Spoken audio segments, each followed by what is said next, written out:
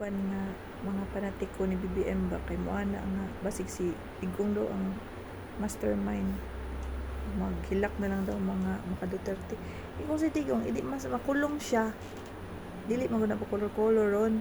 Ang issue ron kung insa ang sangkot anang flood control nga issue, uban pa nga projects nga himong ghost project, dapat managot masigkin sa panang color. Pag binugo ang Pilipinas atong panggaon, dili ng politiko. Kay kami ganahan mong Digong kay kami nakita sa iya nga term, pero kung naadjud siya mga ning ana nga kuan, dili managot siya sa iya mga kauban, di ba? Ay pag binugo ayo pag grabe og ka-fan anang BBM oy nga halos wala may nakitaan, sige rag walay alam, sige rag angry, I'm angry, sige rag angry birds ang todo siya pag angry, may pag-iyahan ng pababaon na sila Romualdez, di man gay mapatawag, di ba?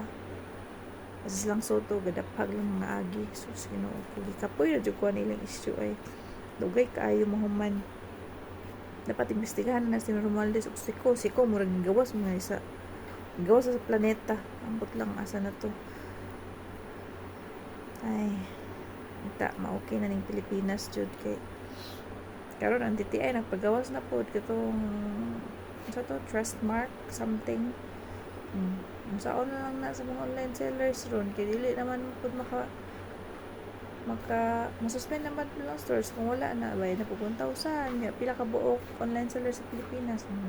Buhay na po pangtapal na po na siguro sa mga kuan nila sa ilang mga ghost project kay investigahan naman ambot lang daghang kay bayron nun nga pag wala mo kay makitaan ka nga dagkong projects sa last administration. Mas mayo pa itong mga daan na ila Gloria, ila Era, kang Noynoy, napatay mga makitaan, ma-feel pa na ito nga na presidente ng Pilipinas. Karon ambot lang, magsigirag pa press ko, kapoy kay siya. Kaya ito niya, tanaw ko siya basketball, ambot sa iya.